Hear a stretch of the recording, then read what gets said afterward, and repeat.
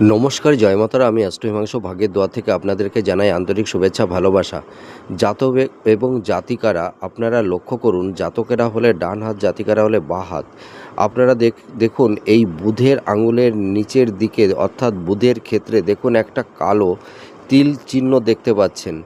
যদি কোনো জাতক বা জাতিকাদের বুধের আঙুলের নিচে অর্থাৎ বুধের ক্ষেত্রে যদি তিল চিহ্ন তৈরি হয়, কালো তিল, তাহলে সেই সব জাতক জাতিকাদের বুদ্ধিনাশ এবং এরা সর্বদাই ভুল সিদ্ধান্ত নিয়ে থাকে।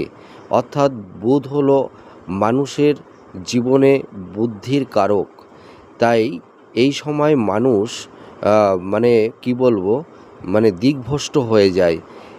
মানে কখন কোনটি করতে হবে বা কখন কোন সিদ্ধান্তটি নিতে হবে, কোন সময়ে কোন কাজটি করতে হবে, এটা তারা বুঝে উঠতে পারে না।